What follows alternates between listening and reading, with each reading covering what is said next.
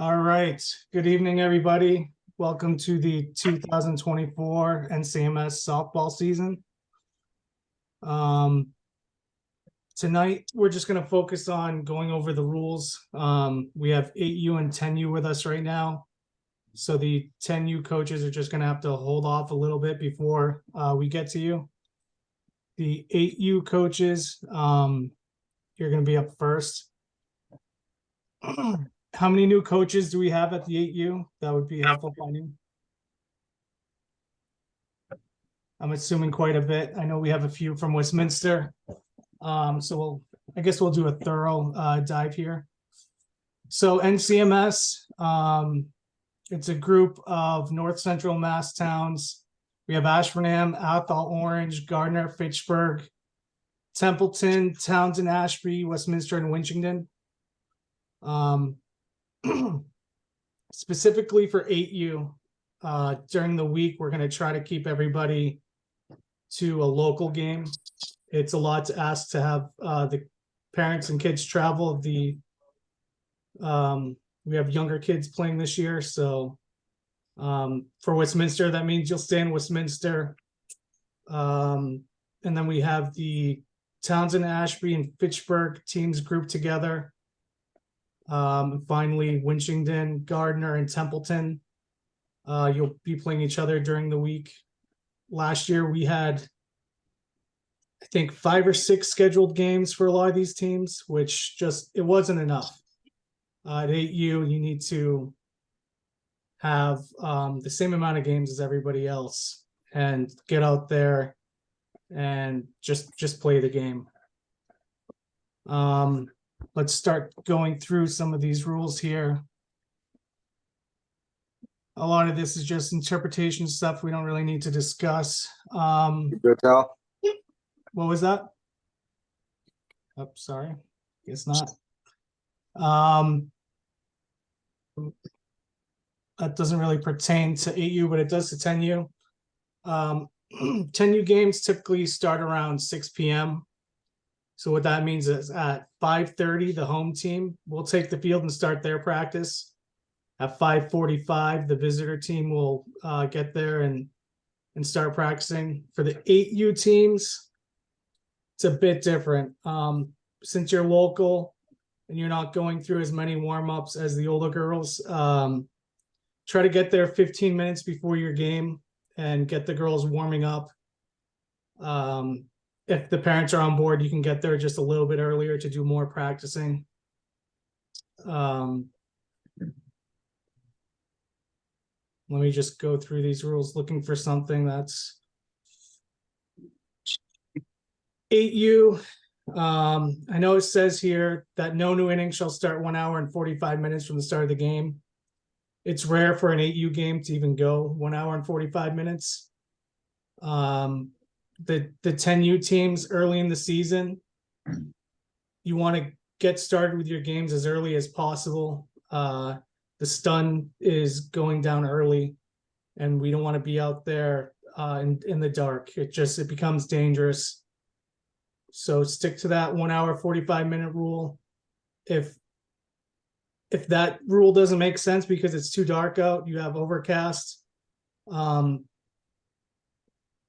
stop the game if it's too dark. Play it safe.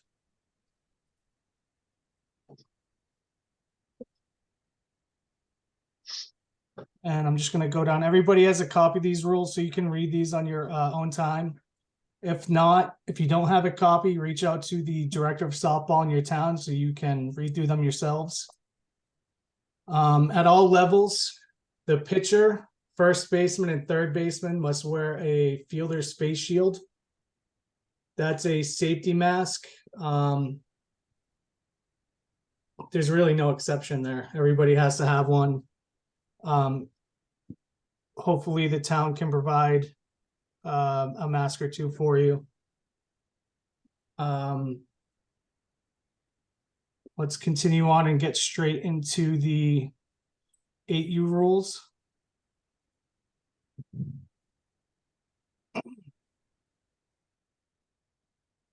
Each inning, all the players bat on the team. We don't want any exceptions to this. Basically, you set your batting order. The coach will be pitching at the 8U level, and you got to pitch from a location that you can throw strikes. The further back is better for your safety, but if you can't be throwing strikes from the pitcher's mound, move up. If you can't do it from the pitcher's circle, move up a bit more. We want to give the girls good pitches, so do what you can to throw strikes. New this year, Babe Ruth did implement a pitch count. Not really a pitch count, but they don't want us throwing a bunch of balls. If the girls have 4 pitches or 3 swinging strikes, you're going to want to pull out the tee. I would say, since we've had a lot of snow and no one's really been out there yet, the first game or two, bring that up a few, maybe 6 pitches each to the girls. Try to get them as much practice as they can. If they have 3 swing strikes, they're not out. Pull out a tee, have them hit off the tee and try to get to first base. No players should ever strike out at 8U. Everybody gets a shot to get to first base. You should be developing skills at this level. Try to get those outs at first base.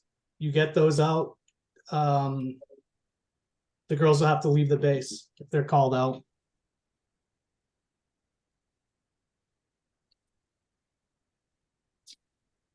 There's no official scoring at the 8U level, and there's a maximum of 10 players on the field at a time. I know in Westminster, we try to keep our team smaller, so this is never the case. 7 players is a pretty typical team. 7 or 8 is ideal. And then we have this in the rules again, the player position next to the pitching coach. So you won't have a pitcher because you're the pitcher, the coach is pitching, but you will have a girl playing the pitcher who's fielding the balls. She's going to want to have a face mask on for safety.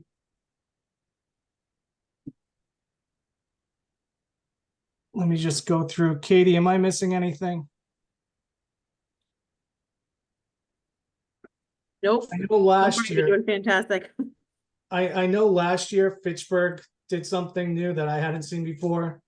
They used 2 buckets, and I thought it was a great idea. They threw a bunch of pitches, and the coach behind the plate, the catcher, she would collect all the balls and put them in the empty bucket. And then at some point they would just switch off the bucket instead of having to throw it back and forth. It kept the game moving quickly. Yeah. And the only thing I might add is sometimes the girls prefer the softies, but it's Yeah. obviously depending on if the coaches own those or not. Yeah, that's right. At this level in Westminster, we have the 11-inch. It's the safety ball. It's a squishy ball. And then later in the season, we do have something that's kind of a harder safety ball that we use. But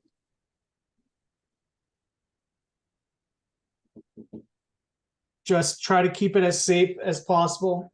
But at the same time, start teaching the skills. It's not T-ball anymore.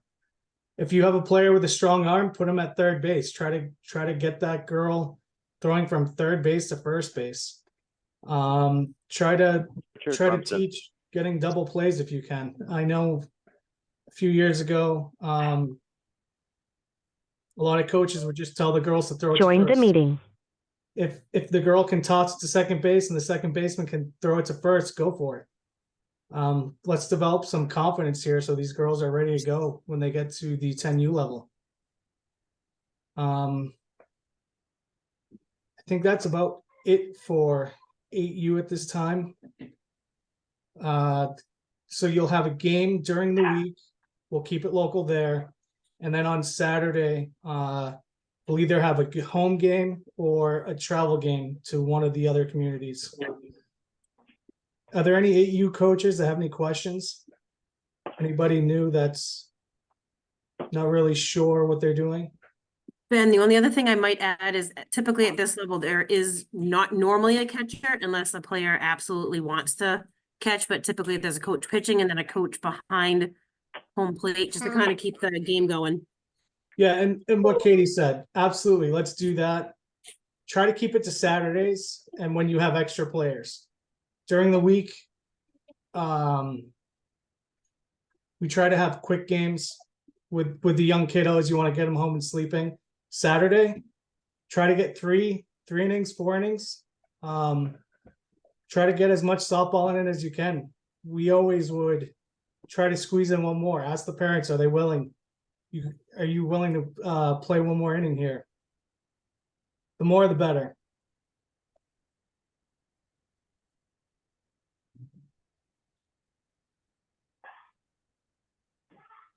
AU coaches, anybody? Anybody have any questions?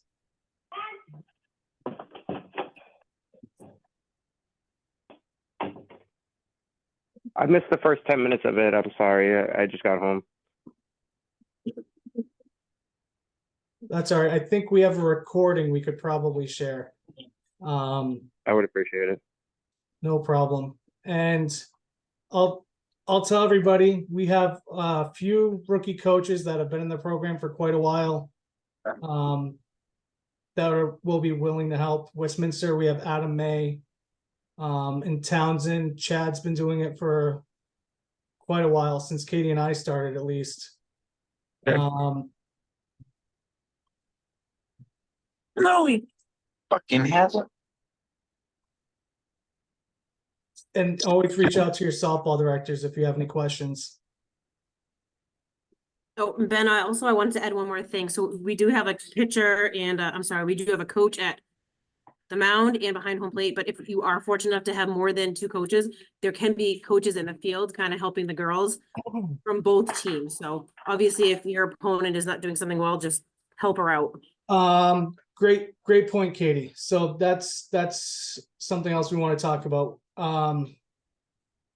When your team's up at the plate, it's you pitching, and you'll have a catcher, hopefully a coach catching for you, throwing back and forth or using the buckets. But the opposite team, they're out in the field, helping the kids that are fielding the ball, coaching. And you're not just coaching one team out there. You really should be coaching both teams. So the girls, they do need help sometimes getting around the bases. Tell them where to go, help them out, teach them running stances, make sure they overrun first base, try to get all the basics, but help out your fellow coaches out there. It's a team effort. And by the end of the season, you'll be surprised how much these girls have learned. Another rule we instituted last year was, it used to be 1 base at a time. You would hit the ball, only go to first base. If you have a girl by the end of the season that's hitting out to the outfield, have her go to second base. If the entire sideline's yelling at her to go for more, don't frown upon it. Just kind of play the crowd. Let this be as fun as possible for everybody involved. We want to keep these girls playing, so we have strong programs at the 10U, 12U level. It's really the 8U that these girls learn to love softball for life. So do everything you can to get them to love the game. Ben, Yeah. would you mind just going over the pitch count again? Sure. How many swing strikes and stuff? Thank you. Sure. So Babe Ruth just instituted a new rule this year. And we tweaked it a bit. It's highlighted on the screen here. To keep the game flowing and prevent kids from getting bored, there will be a 4-pitch or 3 swinging strikes for each batter. If the batter has not hit the ball by the 4th pitch, 3rd strike, the tee will be placed at home plate for the batter to hit off. She'll run to first base and attempt to become a base runner. And they should be encouraged to swing at pitches since there's no penalty for missing.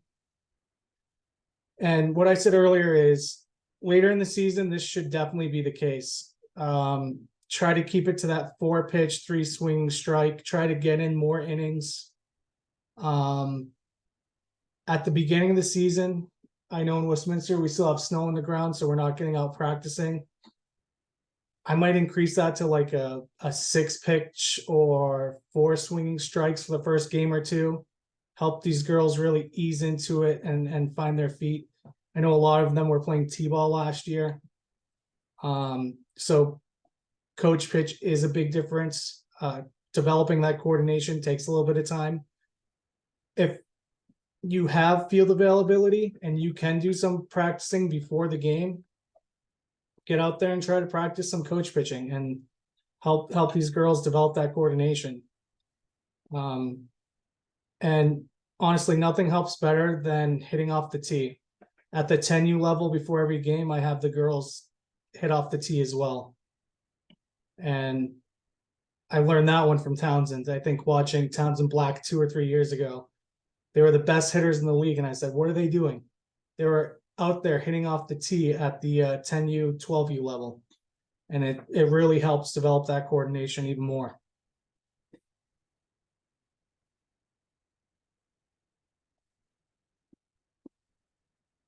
Does anybody else have any questions?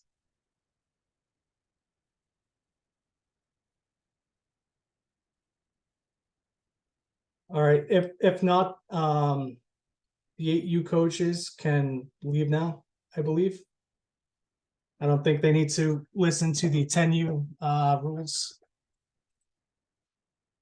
which will be a lot more thorough, and I think that's where the most changes are this year.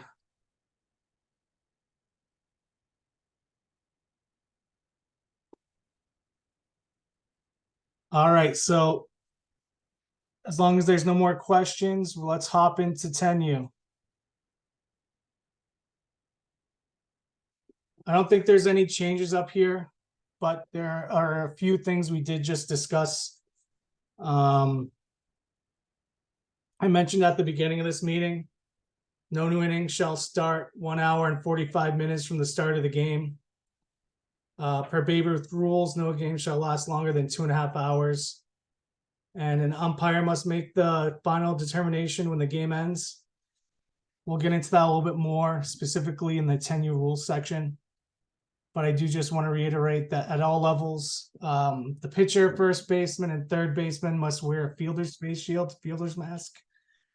And it's not frowned upon for the girls to wear them in other positions. If they want to wear them at second, shortstop, feel free.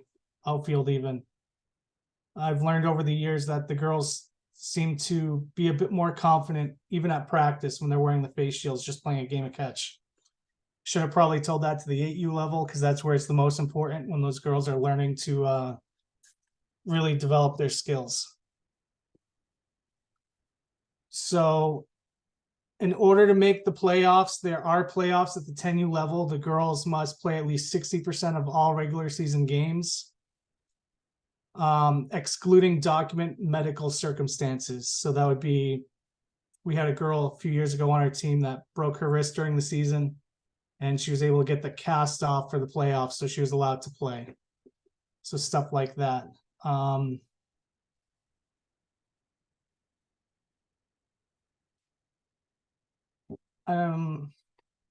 So a player must play for the town in which they reside, unless the town does not offer a team at their age level. I think we're all aware of that, but I just wanted to say it because we have spoken about it. Just making sure. I know a few people registered in Westminster, and I made sure to send them to the towns they were supposed to be playing at, such as Ashburnham. I know Lisa appreciated it.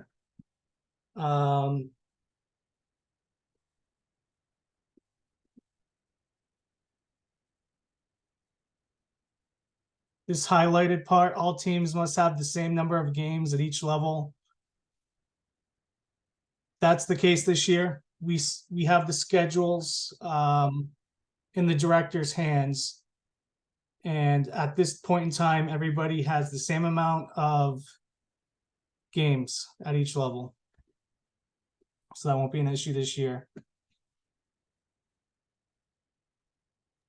Ben, you might want to go over if there's a kid, like if one coach wants to reschedule for a personal reason, if the other coach can't.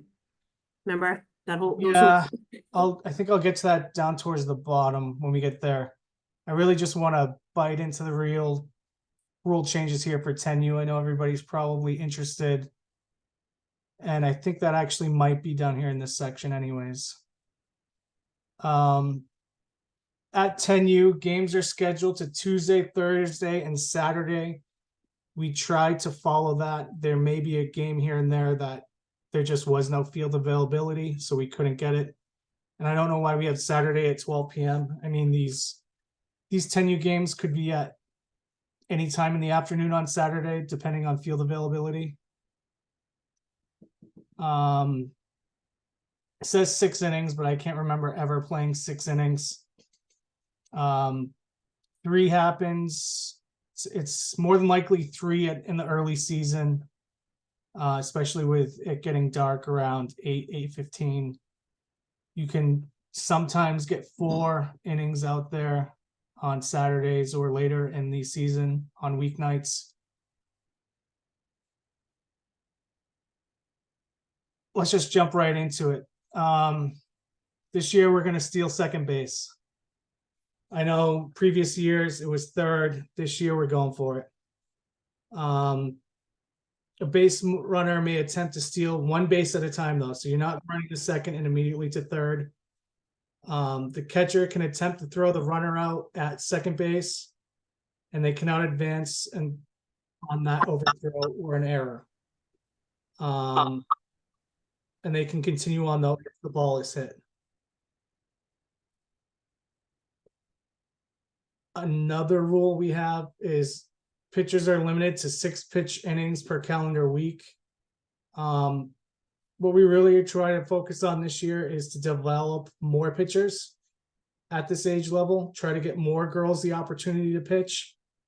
If something comes up and there is an injury, bring it up with your softball director, but always try to have multiple pitchers ready to go. And I know it's going to be tough without practices in this early season. But find a girl that's strong, teach her how to pitch, and if she's willing to go home and practice, give her a shot. Throw her in one of your games and you'll be surprised. This is a misspelling. All batters should make an effort to avoid being hit by a pitch. However, if a batter is hit directly, and this is the new rule here, or a single bounce pitch. New this year, if it's a fastball and it bounces right before the batter and hits the batter, that is going to be called a hit by pitch, and the girl will be allowed to walk. However, if it bounces multiple times, or if it's some sort of weird play where it's a slow bounce, the umpire does have the right to call a dead ball and overrule the call. This is mostly a rule to protect the girls from some of our more veteran pitchers that we have that are throwing harder, where getting hit by a bounce ball will hurt, and not allowing them to take first base it's kind of unfair for them.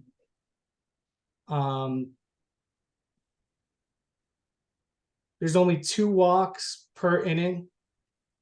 After that second walk, if a batter receives a 4th ball, the coach will come out and pitch the remainder, whether or not the girl hits the ball or strikes out.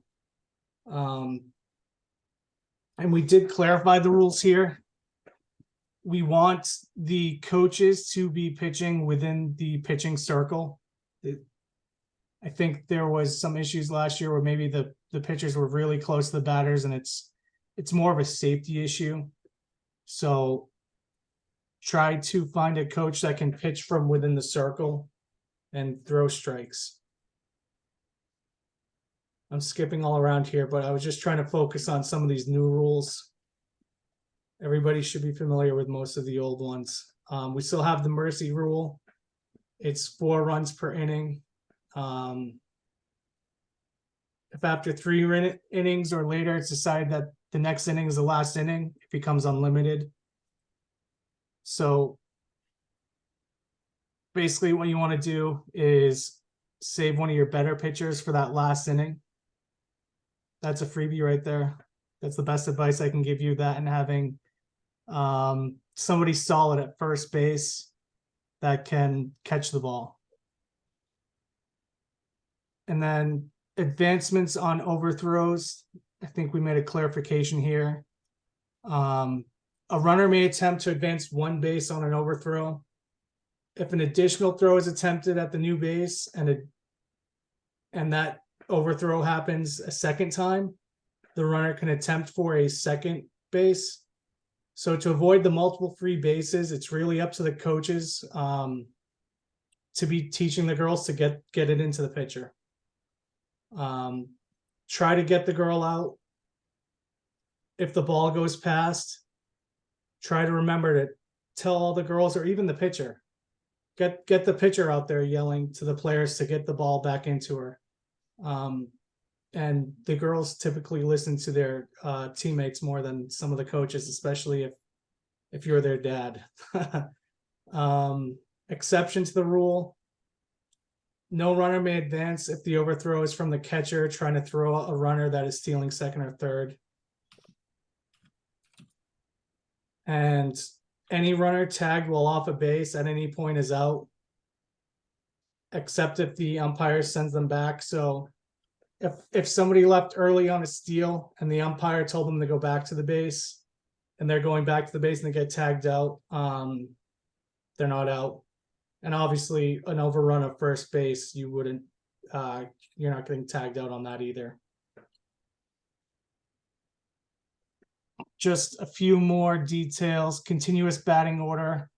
All players will be placed in the batting lineup and bat in their appropriate slot, whether or not they're out in the field. And mandatory play. Every player on the team must participate in a minimum of 6 defensive outs.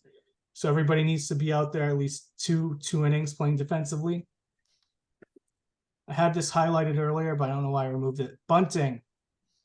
Let's see some bunting out there this year. I think maybe there was 1 bunt last year. I didn't get to see it though, Katie. Didn't Michaela try it? She did try it. She did try it. So let's It was get awesome. Everyone was shocked. It was really good. let's get some bunting. Let's have fun. Teach everybody some new skills. And this was also a new rule last year. For the safety of all players, any pitchers hit 5 batters in a game must be removed from the game. If a girl's struggling, just pull her. My daughter's a pitcher herself, and she doesn't like hitting batters. The girls, they don't like hitting each other. So just looking through, 10 players in the field. So you'll have the normal positions, everybody in the infield, catcher, pitcher, and then you'll have a 4th outfielder. Typically you have like a left center and a right center. I don't know why it says 10 players may be utilized if mutually agreed upon. It's always been 10 players since I've been coaching and assistant coaching 10U.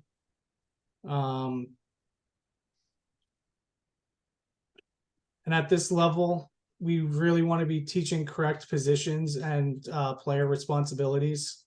So we want second baseman or shortstop covering second base on an attempted force out. Outfielders should be a backup on this play only. If the ball gets past second or shortstop, then outfielders should be there ready to go.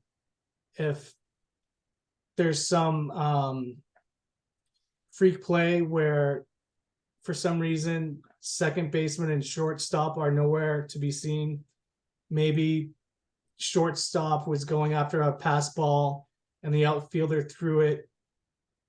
But it was an overthrow to outfield and second baseman's not there. I don't know. If there's a freak play, an outfielder can cover second base, but we just want to make sure, first and foremost, that second base and shortstop are covering. And then does anybody have any questions about the new rules we just went over? They would be the ones highlighted in green.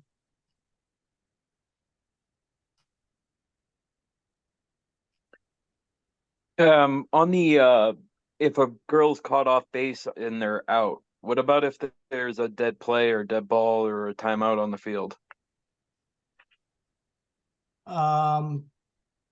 Pretty sure that if there's a timeout or a dead play. Yeah, no, the way it's worded is they, weird. They obviously wouldn't be out. Like a dead ball, if the ball's overthrown okay, maybe that's something I should talk about. So a dead ball, some of the fields we play at aren't all completely fenced in. Westminster's fenced in, Fitchburg's fenced in. I believe Townsend all has fences now. Depends on the field, but some of them do. Yeah. They all will. So if there's an overthrow to first base and there's no fence and it goes into the stands, that would be a dead ball.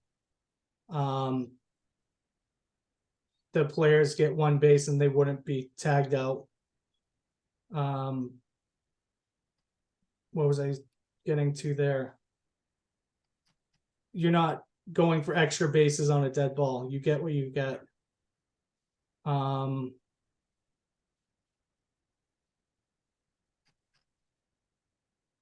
I believe the rule for stealing in this league still is you can take a lead when the pitcher releases the ball. Let me just make sure it's still in here. Yeah, players may take a lead upon release of the pitch. If they leave early and are safe, they must return to the base. If they leave early and they're out, the out stands. Something else we should talk about is 10U. We're using junior umpires. They are learning just like all of your players. Please, please, please don't mistreat them. We won't allow it. It should be a teaching moment, if anything, and no calls should be argued. Nobody should be yelling at these junior umpires. What we want you to do, if you think there's an egregious call, then call a timeout and walk up to the other coach and the umpire together. We don't want the junior umpire getting berated by like a coach. You should talk to them in a normal voice, try to discuss the rule. If you don't have a rule book, don't even approach the junior umpire and try to argue something. You should be able to back it up. Am I missing anything on that, Keith? No, I think the don't be an A rule is what we're really looking for here. Yeah. Yeah. And most of these junior umpires are older girls playing in the 16U league. So please be respectful of them because they are our players and our junior umpires. Some of them are baseball players, but it's mostly junior umpire girls now that we have. Katie, what was that rule we wanted to go over? It was a good point. Oh, I was just saying if, because we all have to play the same number of games per division, I was just saying if one coach is attempting to reschedule for personal reasons and they cannot, don't they have to take the L and it's 7 runs, right? Not 100% sure on that. Keith, is that right?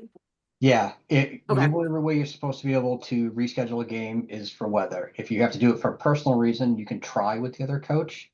But if the other coach says, I can't move it or we can't reschedule it, you're going to take that coach that wants to move it, takes the loss. Okay. Yeah. Yeah.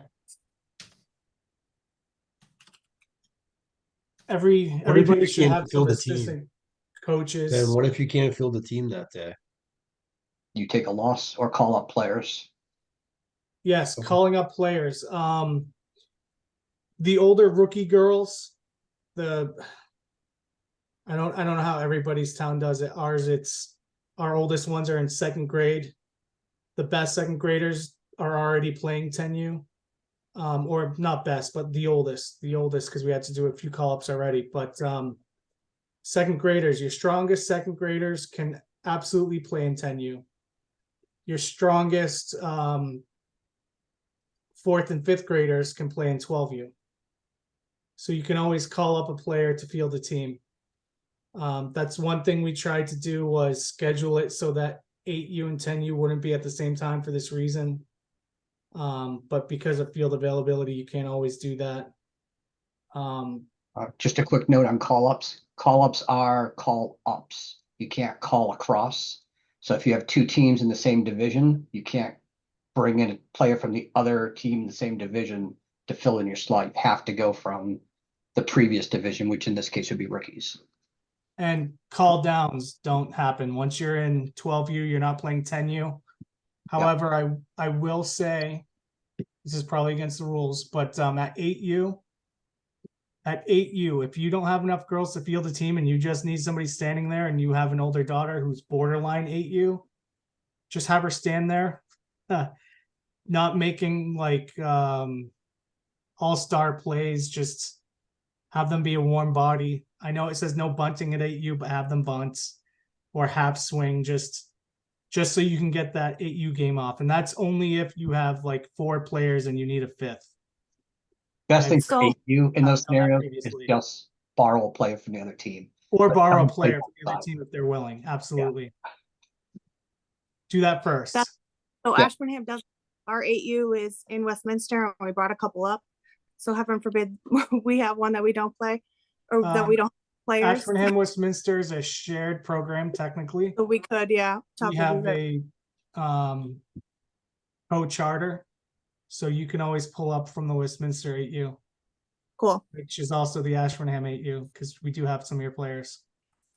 hopefully not, but. Right,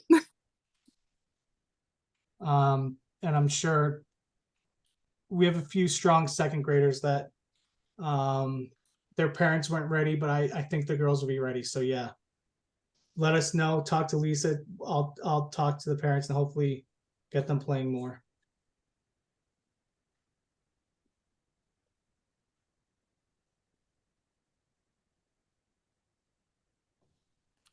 Does anybody else have any questions? I had a quick question on the leading point where if they leave early, is that something that the coach has to bring up to the umpire, or is the umpire going to be looking out for that? Probably. That is a good question.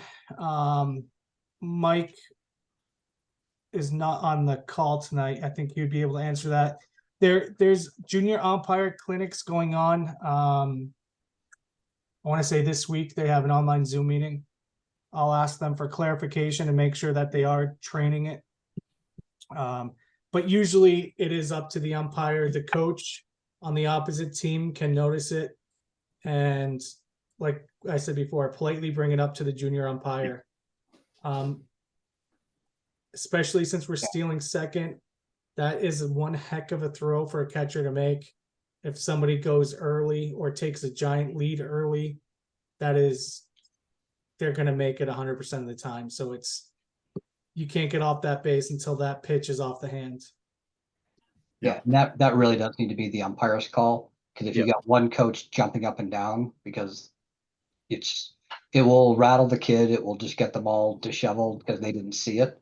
So if the umpire doesn't see it, don't go rattle a kid umpire because the kid left half a second early.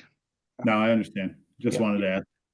Yeah, just from an umpire's perspective, in a single ump view, right? It's tough to see a runner leaving first, right? When you're trying to watch balls and strikes. So, just absolutely communicate with the umpire, bring the two coaches together, do it in the right way. And typically it's going to be a warning at first, right? If it's egregious and continues to happen, it's a problem. But yeah, definitely help the kids as well. because they might not even know that they're doing it. So Absolutely. Good point. I know a few times last year we talked to our own players because it was just, they were off the base during the windup.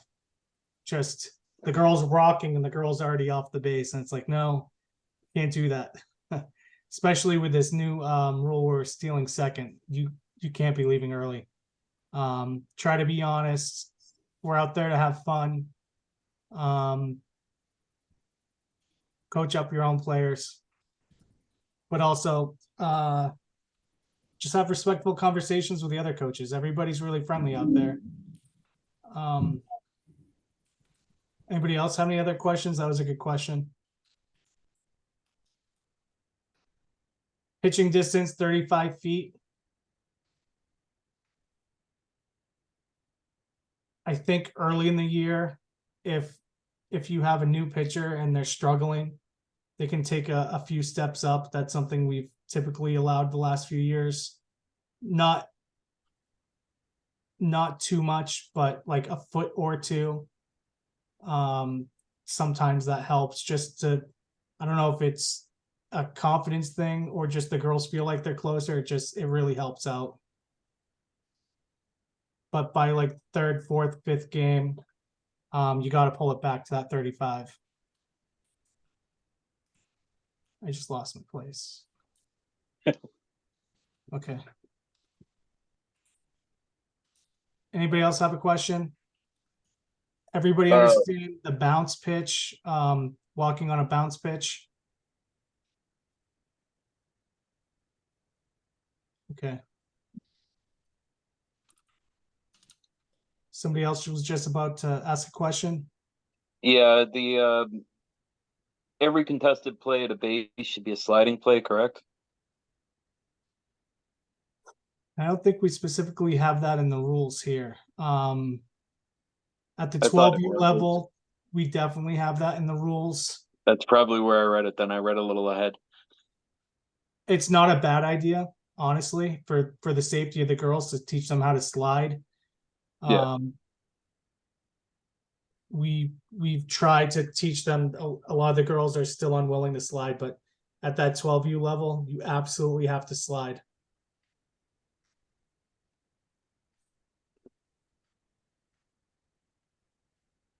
Yeah, I don't think it's here in the 10U, but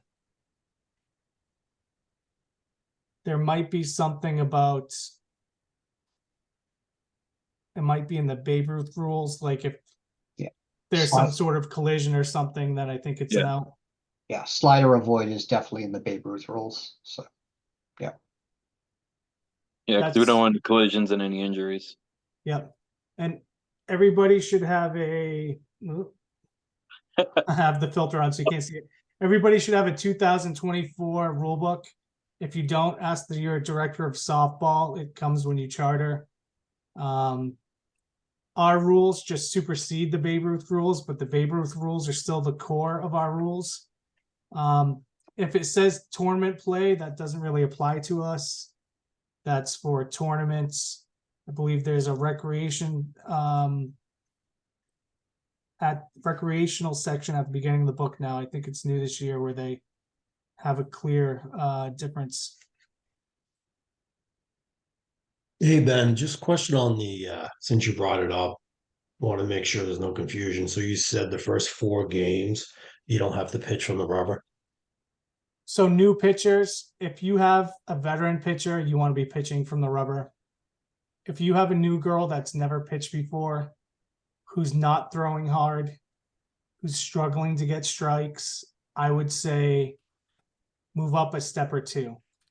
If you have a girl that's a veteran who's struggling to get strikes but is throwing really hard, do not move her up. Keep her at that rubber. Have her practice at home. This is mostly for your young players that are taking that step. It's just remember it's still a developmental league. We do have some girls who will be their 3rd year pitching that are going to show that they've been out there for a long time. There's going to be girls out there who it's their first time. It's really those girls. Use your best judgment. And even those girls, you want to, when they first do it. You want them to start on the rubber. If you start seeing them, okay, they need an extra couple feet, give it to them then, but Yeah. keep trying to get them on the rubber each time, try to get them back to the rubber, but let them go up a little bit. And again, just for those brand new pitchers that need to learn it a little bit. Yeah, and it's to help develop confidence. And before you do it, talk with the other coach on the other team, make sure you're both on the same page here. And it's not for like a competitive advantage. It's what we really want to do is just continue on learning the game from 8U to 10U. Get these girls to love the game, get them in different positions. No girl wants to be stuck in the outfield. You know, teach them to be a catcher, teach them to be a pitcher. Get them in those positions where they're touching the ball multiple times per game and not struggling to stay awake in the outfield. Unless you have a girl that loves the outfield, which we did have one of those last year. So we made her our center fielder, and she was in charge of the entire outfield, telling everybody where to go and coaching everybody up. But that was her choice. Try to get everybody playing multiple positions. Your strongest glove should be on first and third. Third base should be your strongest arm. I'll So- note that I said it in the chat, but you want to try to make sure you get every single one of your players trying to pitch, trying to catch. It is extremely important that you develop pitchers and catchers at 9 years old. Because if you don't, you're not going to have a majors team. You're not going to have a seniors level team. You will miss that, and the kids will get in trouble. So you want to have as many of those people that can do that thing. So try them all. Force them to do it. Get them to try it. They will love it once they get over the fear of it. Let them try it. Teach them the skills, have them practice. That first time they go out there, they will be scared. Yep. Put them in for the last out in the inning. That's how my daughter got her start. Yep. She didn't have to walk right out there and pitch the entire inning. She just had that one out. So once they get out there, they never leave. Same with catching. We have lots of catchers now in Westminster. Everybody wants to be a catcher. They want to be first base. It's great. Move them around. If a girl's not comfortable, start her off at second base. And then move her to shortstop, get her more experience. And then before you know it, you'll have another first baseman, another pitcher, another third baseman. But also, everybody should be playing the outfield too. It's just a different skill set that you got to learn. One of our 16U coaches was really adamant about all the girls playing different positions. So he had his daughter play right field, learn right field. And last year, the high school team was short players. So they had tryouts for a couple of girls, and his daughter that knew how to play right field got to play on the high school team because she could catch a ball. So develop the skills, play all positions, have fun out there.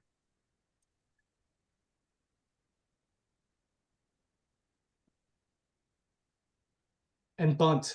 Get the girls to bunt. Push those steals. Have fun.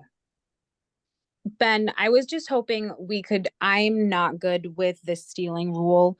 I always seem to get it a little mixed up. So just to confirm, they can steal second, but they can't steal third unless it's an overthrow. They can steal second and third. Okay, It so can't they be can on the just go same right. page. I thought, yeah, right. It can't be on the same pitch. Yep. So Okay. That's where I always get confused. yep. The overthrow. So if you have a player at first base on the first pitch or third pitch, they can try to steal second. They can't leave that base until the ball comes off the pitcher's hand. But if that's a strike and the catcher catches it, she can try to throw her down at second base and get that out without repercussions. Like, so if you have somebody at third base, somebody at first base, the girl at first base can try for second. But as soon as that throw goes, your girl at third base is staying at third base. I don't know what the exact rule is, but this might be a case, Katie, where if that third baseman goes, I would throw her out. Third base, Not the third baseman one has to goes. stay there. So She Yeah. has to stay there. She they goes. have to stay there. So this particular thing, allowing the second base, is the single best thing you can do for catchers. Because they're gonna learn that they can throw down with no penalty at all. So they can make that throw to second, and doesn't matter if they miss the base, doesn't matter if they throw it over, if it get nothing. It's a complete safe play for them. So you make them do it every single time, even if they're guaranteed they're not gonna make it. Make them throw down, it will teach them and they will get better because of it. And then once they have that arm strength, throw to second, then they're gonna get that third, that girl stealing third every time. Yep. So I think it's just gonna be more beneficial for our 12U program. It'll be more beneficial for these 10U girls learning, this becoming better players. Yep. Anybody else have any questions?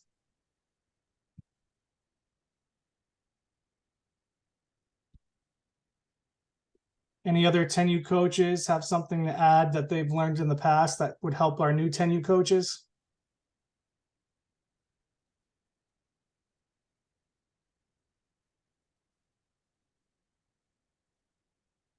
Have at least 2 assistant coaches, I'll tell you that.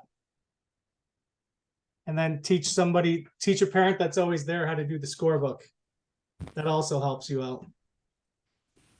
Oh, parents are always so willing to help. I think I have so many parents that just step up. It's super important for newer coaches to accept that help. Absolutely.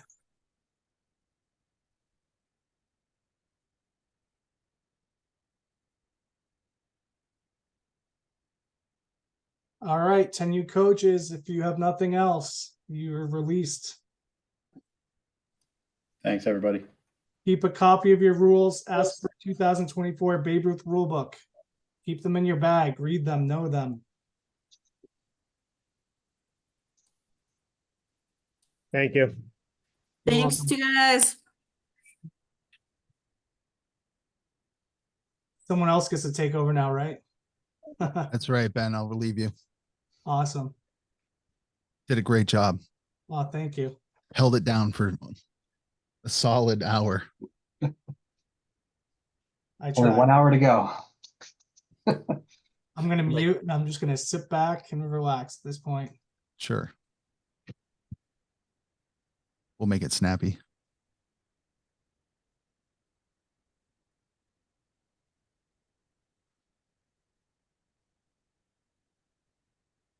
Ben, who is doing the 12U reading?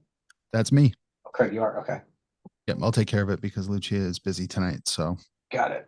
Did I stop sharing? I can't tell. still sharing. Oh, perfect. Thank you. All right, Craig, I just gave you presenter capable. Thank you. Appreciate it.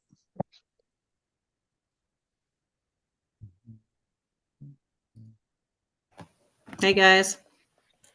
No.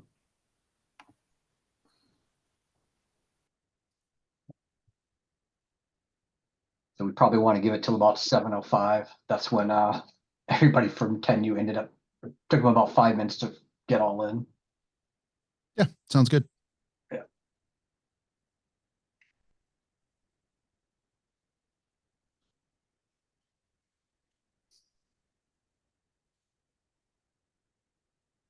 How's the early season going for everyone? I'm sure the snow is a little bit of a monkey wrench. Can't believe the snow on the fields. Yeah, we're covered in Ashburnham still. Never fails. Never fails. I think by Pretty midday, much Alaska up here. yeah, by midday today, we finally got rid of the snow is finally off the fields. Now we just got to dry out. Yeah. Need that warm, windy day. I mean, sorry, you just need that real windy day with some good sun. Yeah. Clips doesn't really help when you're trying to get the sun on the field.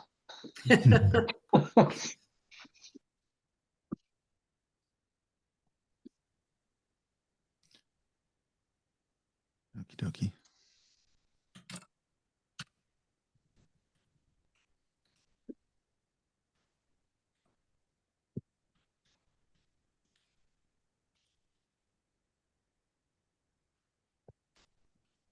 How was attendance for the 10U, 8U?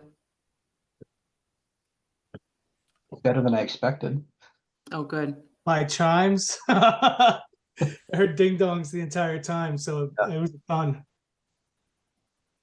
In Yeah, comparison I to was the kinda in-person surprised. meetings, way better. Good. Well, your last thing did say mandatory. That one, I think that was helpful. And also, I think it honestly helps being on a Zoom instead of live. Would have been nicer if 8U asked more questions. But Does that mean they asked a lot or they really didn't? they didn't ask any. Oh, okay. We probably should probably do it in reverse next year, because 8U doesn't, they're all brand new. And Yeah. they're kind of feeling shy at the beginning, so maybe if we start, like, even if we just did 10U before 8U, then they at least get to hear the other stuff and be a little bit more comfortable with it. Yeah, makes sense. It's all fluffy and adorable at 8U anyway.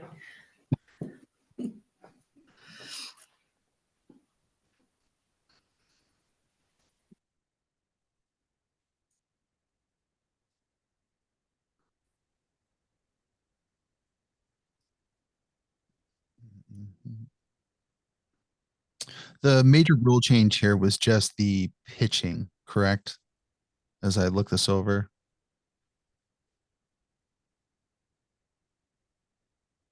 Seems like we talked about more than that, wasn't there, Ben? I asked Lucia, and that was the one she asked me to highlight, was the pitching, um, the pitching limits. Yeah. I tried to look back at our notes and it looks like Lucia just accepted them and this became the new document. So there's So I couldn't changes in actually, I there. couldn't go back and look at our notes. Yeah. Well, if anything comes up, well, we can hash it out right there. I apologize, Lucia couldn't be here, but with snow on the field, she's coaching, and our practice times are all screwed up here in Fitchburg. And the middle school girls got bumped up to the JV level, so it's just Oof. schedule's got a little interesting. Let's put it that way. I think that you might want to take a look, because I thought there was some stuff that like we highlighted in the other one that's probably applicable here. Only because like there was things that we wanted to do, like points of emphasis on a few things, if I remember. But I think they were highlighted in the other one, but they weren't. Mm. I don't remember, to be honest now. Yeah, and Keith, I don't have access to that document, so Yeah. Is this the, scroll up for 1 second? Can you just go to the 10U really quick? I just want to see if this is the same. sure. I don't think this is the same doc, Ben, that you just were going through. I went through my own and highlighted my own notes because I knew Oh, I was okay. going to be talking for 8U and 10U. Got it. Okay. All right. Yeah, and I just pulled the PDF. Got it. All right.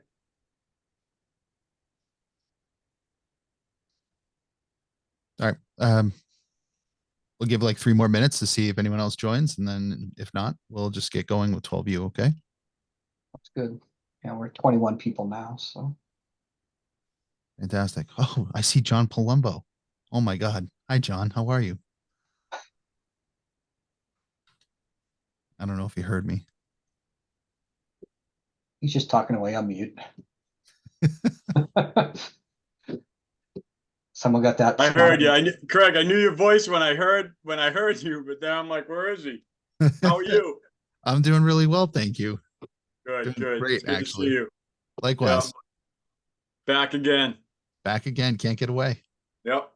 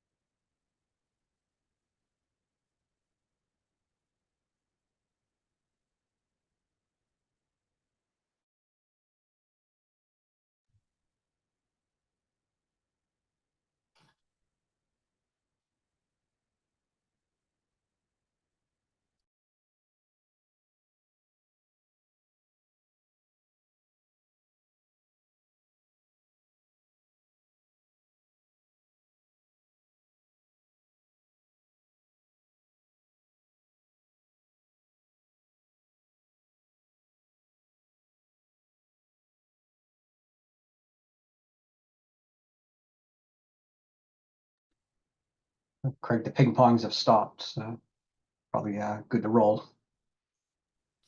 Giving it the wait time as an educator, right? Trying to wait till the last minute. Always gonna be someone that comes in late.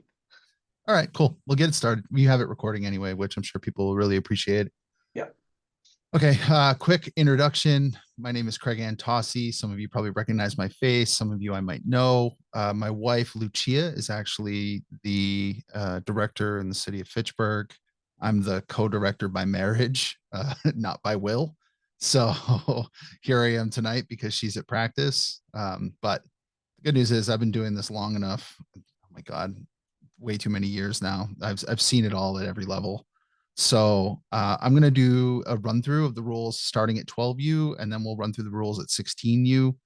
I'll give them a quick read through. There's really only a couple differences between the levels.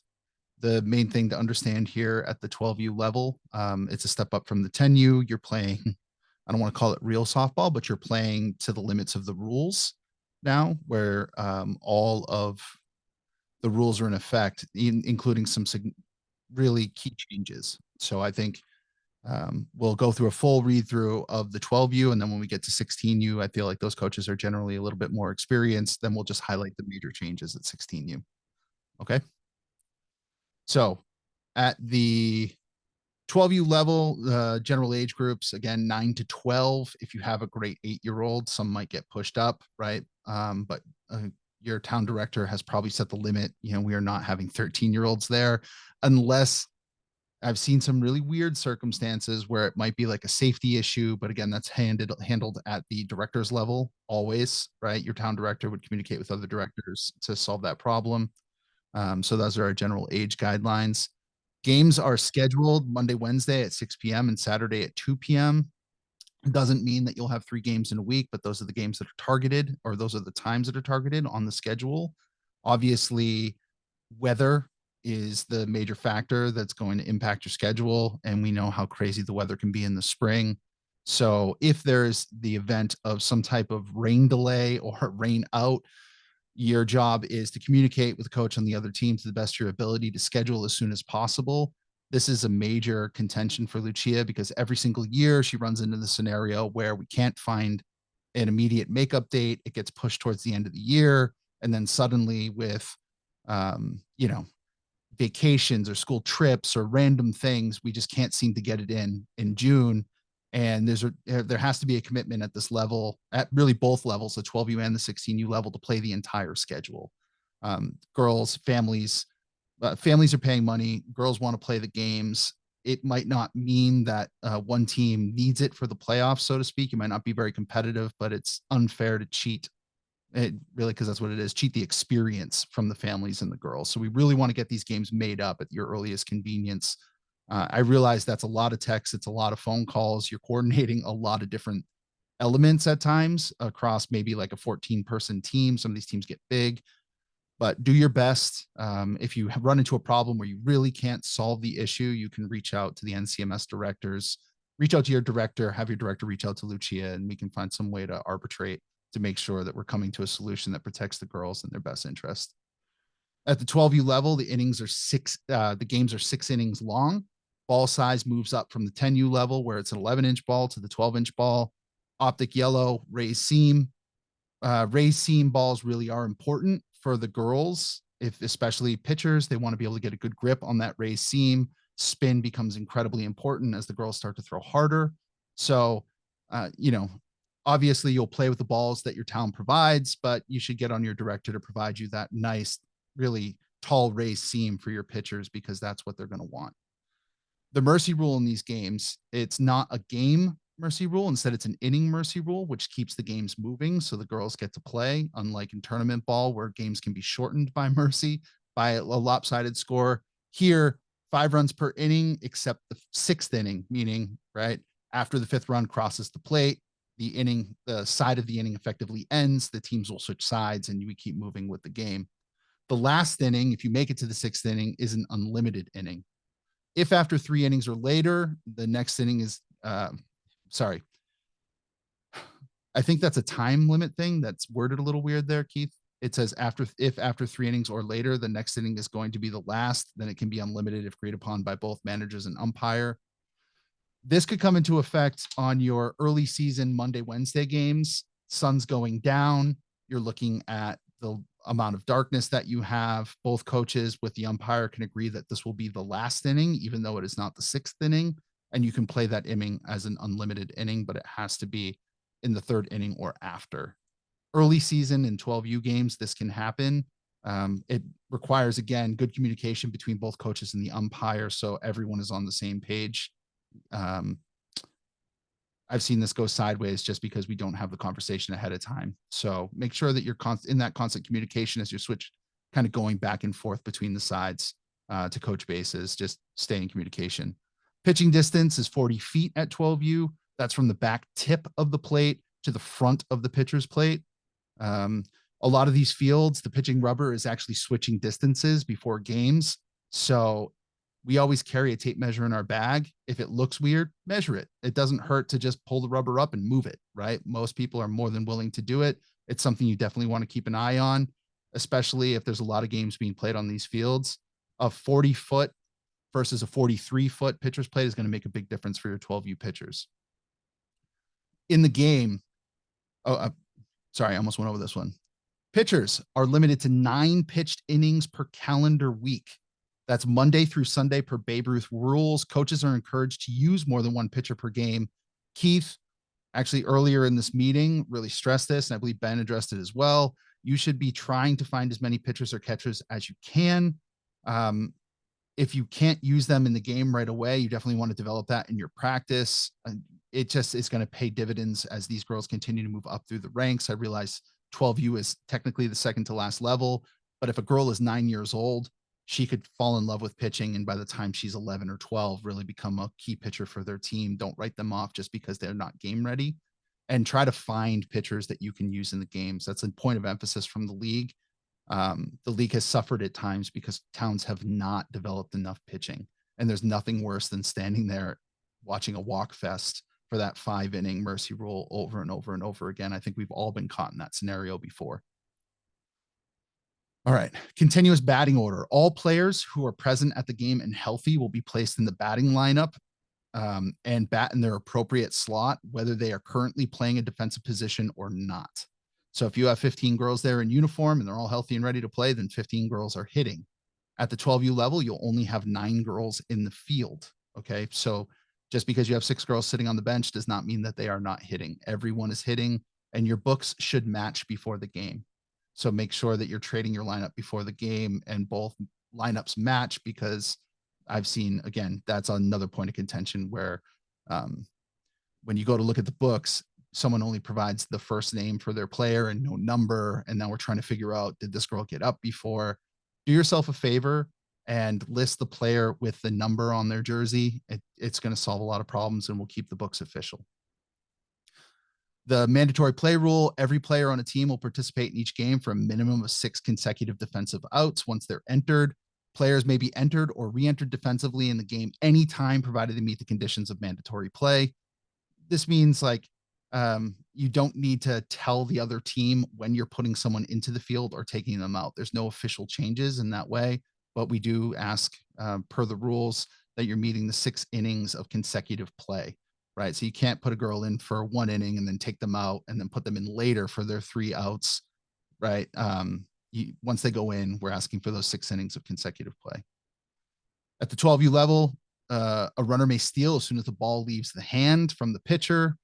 So all bases, I mean, if they want to steal home, you can. This is softball now. Bunting is allowed. Ben was stressing this before. We should be teaching bunting. It's a great skill. It makes the game more fun. It forces the defense to play a little bit different. This is something that girls can be nervous about just because they've never been taught. Bunting is allowed and encouraged. Maximum numbers of players in the field at any time is 9. That's a difference from the 10 at the 10U level. Oh, this is a great question. I'm going to stop here because Mark said, so you can't take a picture out and put them back in. The answer is you can, Mark. Right? The limit on the pitcher is going to be the number of innings that the pitcher has pitched per week.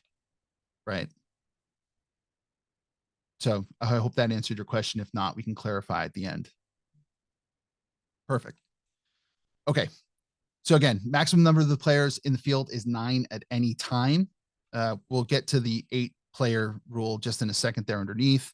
At the 12U level, drop third strike rule is in effect. Players can advance to first base after the pass and or drop ball on the third strike, providing 1, first base is not occupied prior to the pitch, or 2, first base is occupied with 2 outs. The runner may advance from first base at their own risk of out if desired.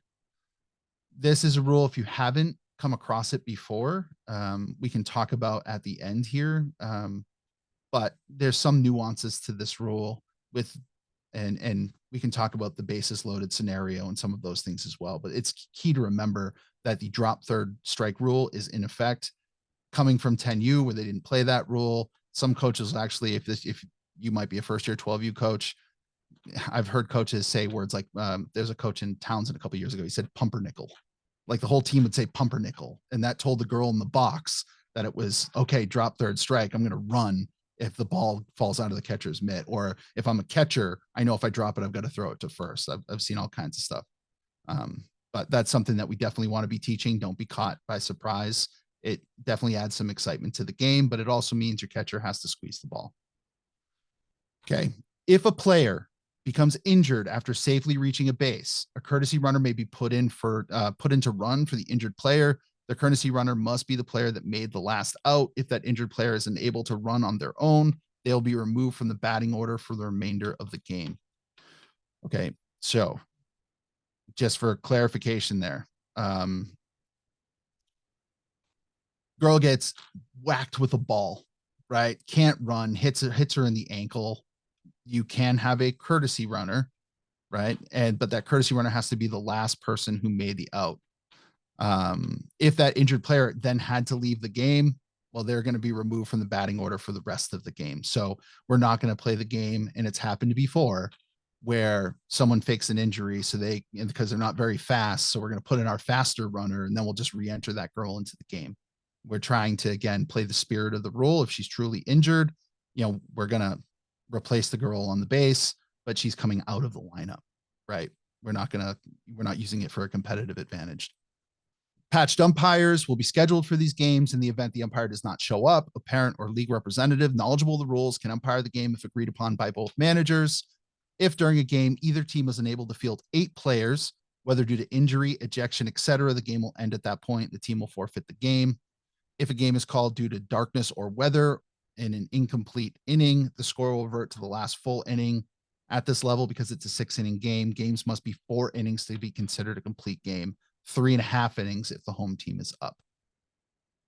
And that closes the 12U rules.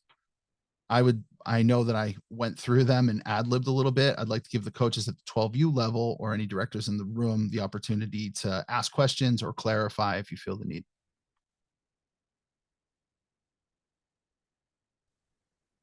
So Craig, even if we're making up games and we do 4 games in a week because of, whatever makeup reasons are, it's still that pitcher can only pitch 9 innings.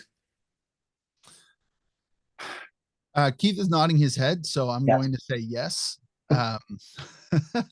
We're trying to avoid those 4 game weeks to the best of our ability.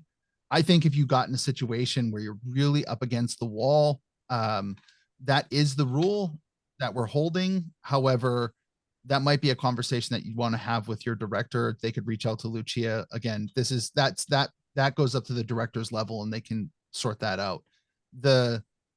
Because we don't want injury either. So I guess I'm saying it in support of the rule.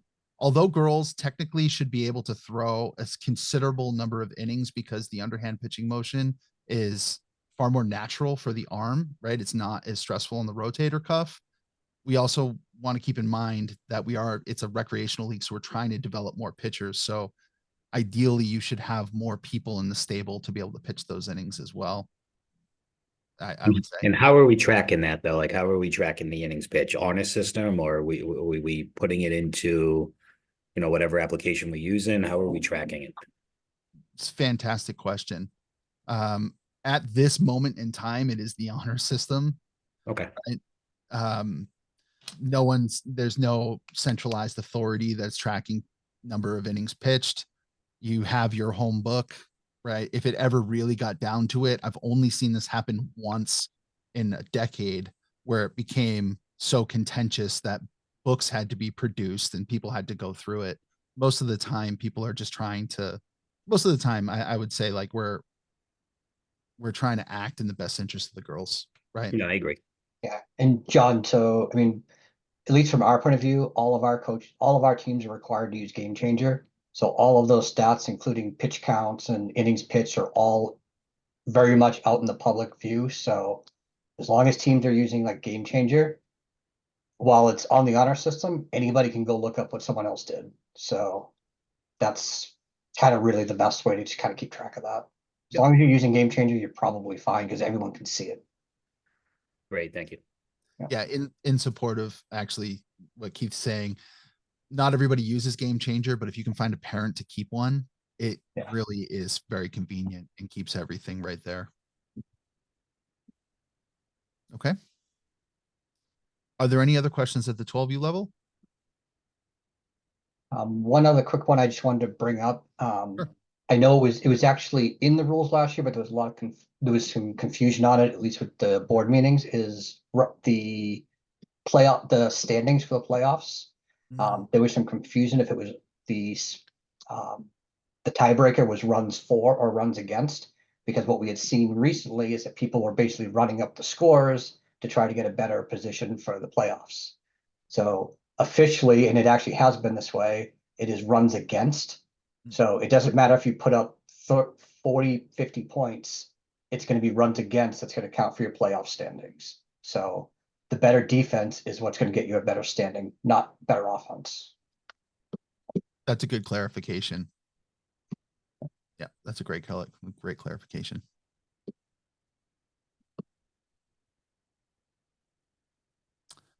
Okay, going once, going twice. If that, kind of rounds out the 12U rules, if there's no questions, if you're a 12U coach, I would say that you're free to go. If you have any questions, please just forward them to your director in your town. Many of you have probably been coaching for years now. I would say a portion of you, you know how this goes. If you're a new coach, rely on your director, and on the field, when we step in between the lines, remember that this is about the girls and their experience and not about our competitiveness as adults, because sometimes our competitiveness as adults gets in the way. So that would be my one cautionary tale as a former athletic director. Okay. Thank you all. Moving on to 16U. Okay. 16U. We have effectively the same rules. Slight differences here. It's a 7-inning game instead of the 7-inning game instead of the 6-inning game. But I'll give it a quick read through just so we can all say that it happened at least once and it's on record for anybody who wants to watch the recording. Games are played on Saturday and or Sunday at either 4 p.m. or 6. Many times people will have double headers on the days, right? So be aware of that.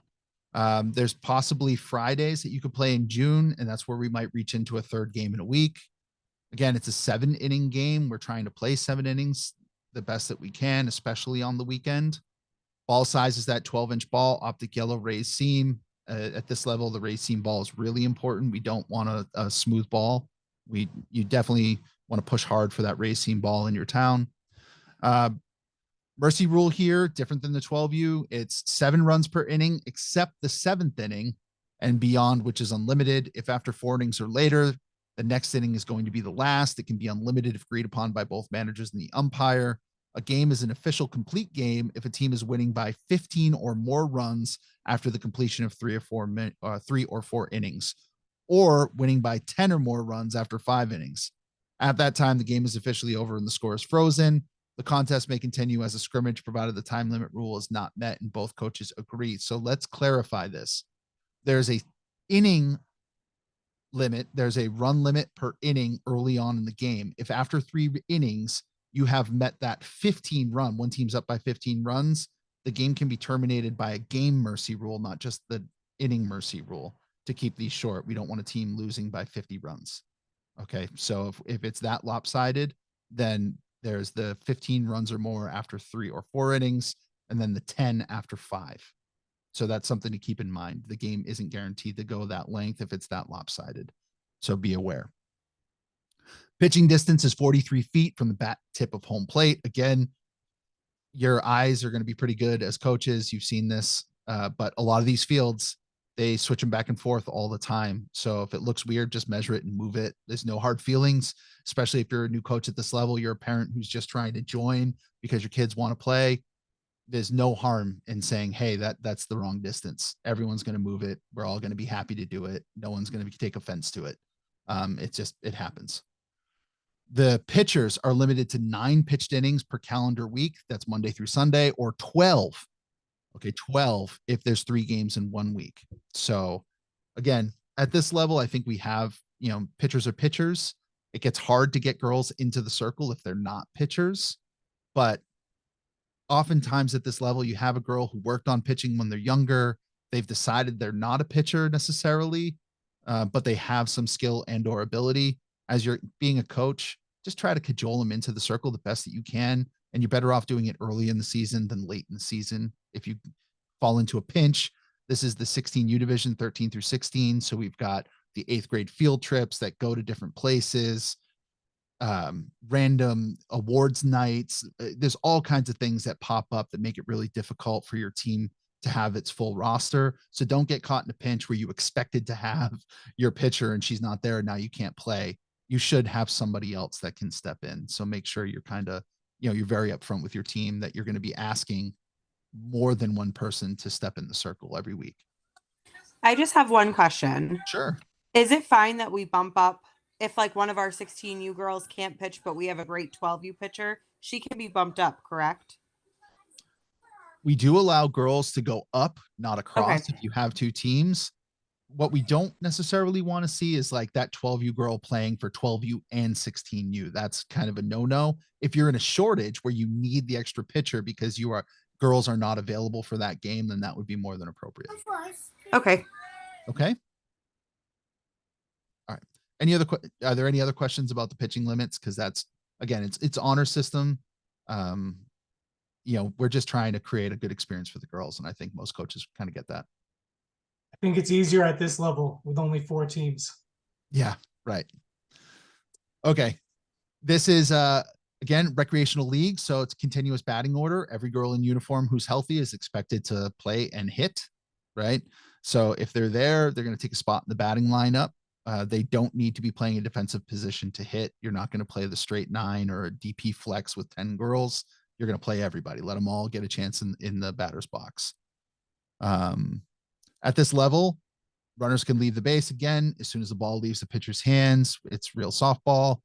Drop third strike rule is in effect. Batter can advance to first base after the pass and or drop ball on the third strike, providing first base is not occupied prior to the pitch or first base is occupied with 2 outs.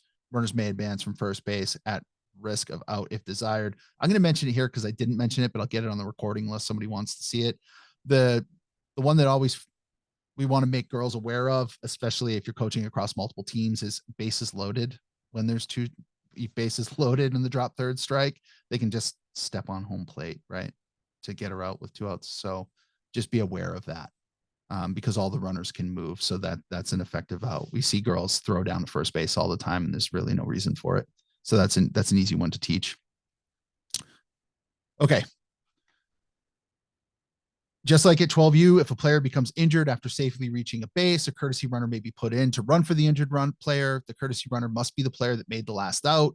If that injured player is unable to run on her own, she'll be removed from the batting order for the remainder of the game.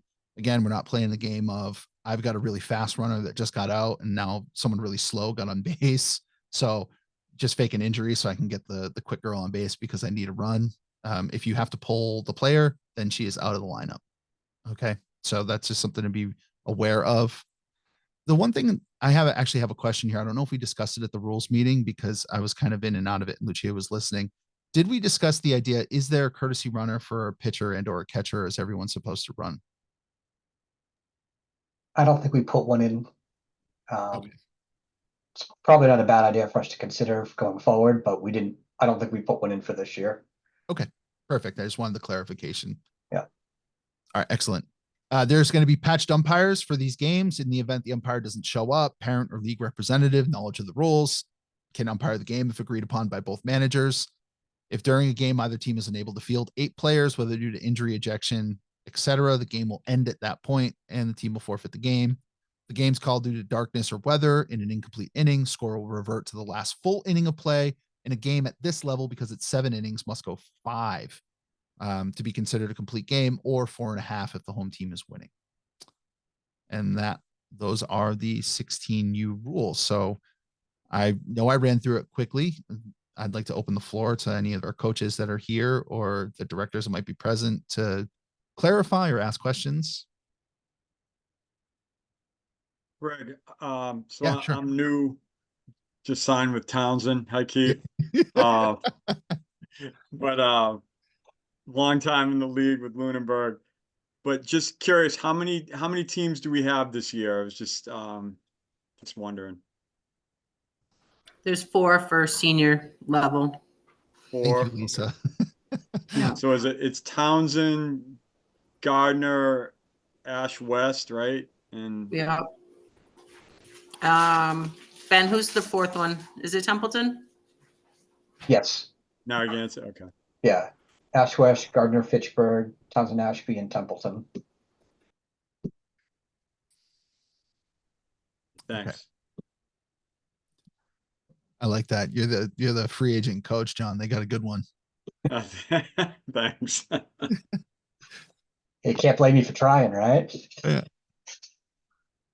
Okay. So again, at this level, I would say pretty much everyone's probably seen, been in the league, seen the games, understands the game of softball, but I'll hold it open for another, I don't know, another last question. If you have any burning questions, desires, clarifications that you'd like to get out there, do it now or forever hold your peace.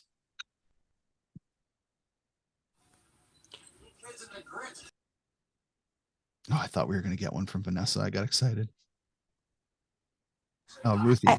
I debated it. I guess I just have a question. My 16U team is going to be really young because I had 7 girls sign up that wanted to play that didn't make a middle school team. So I had to bump up a lot of my 12-year-old girls who did make the middle school team.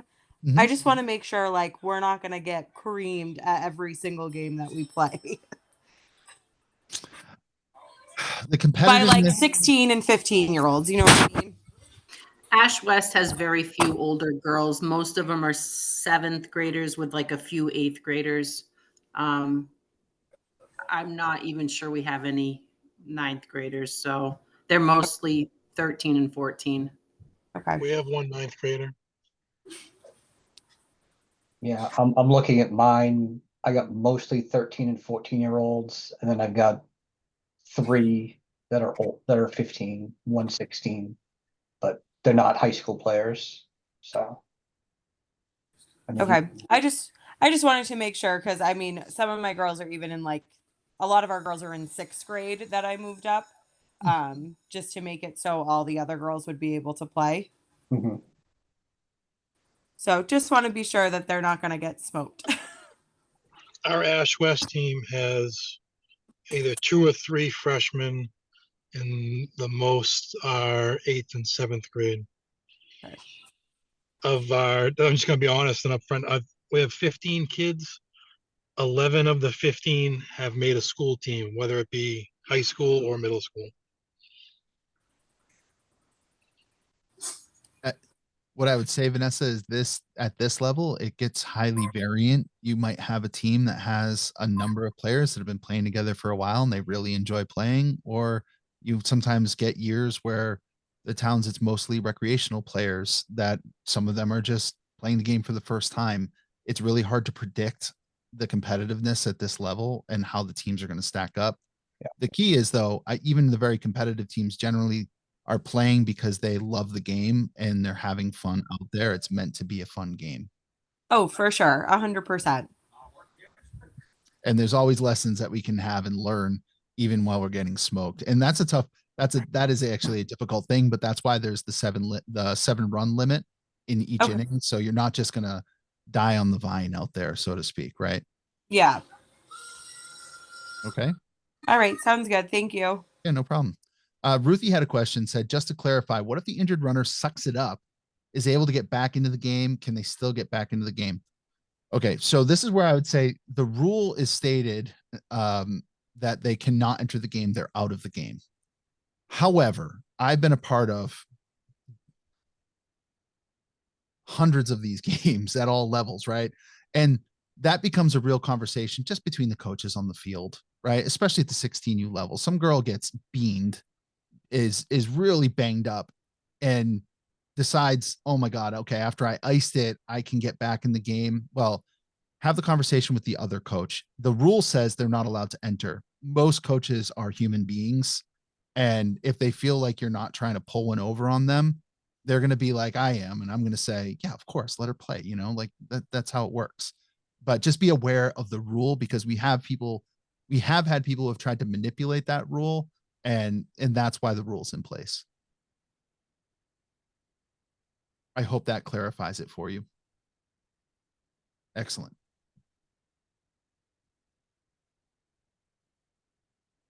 Okay. 7:36. I think we made pretty good time here on the So I'm sorry, just to clarify, so Go no ahead. courtesy runner this year? So by rule, the courtesy runner would be for an injured Pitchers and player. catchers. But in the past, there was a rule for pitchers and catchers to get a courtesy runner. So that's not in the rules this year. Yeah, it's not explicitly in the rules. Okay. That's what I can say. I mean, Yeah, no, thank you. okay. Yeah. It's funny because like we didn't take that out because it wasn't officially in the rules last year if it was played that way. Correct. It wasn't in the NCMS rules, but I know for years coaches have used that and many times as a competitive advantage. So so that's not a rule this year.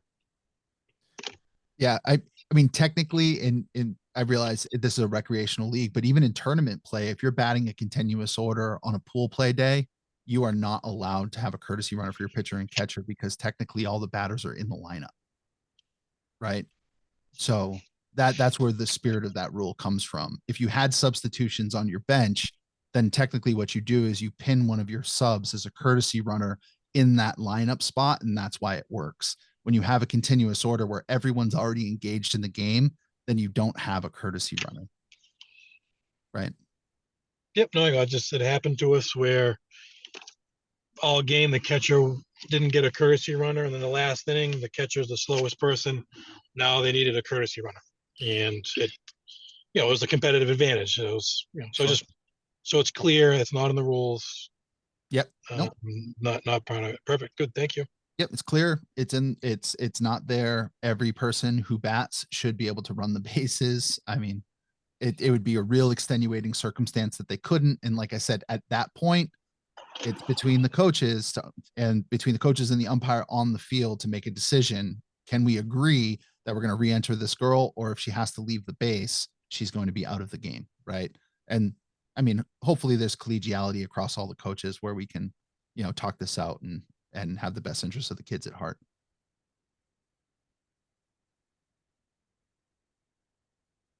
Okay. I think that might close it. Thank you, Craig. Bye, guys. Thanks, Craig. Good seeing you. Thanks, everybody. Thank you. All right. Thank you. Take care. Bye-bye.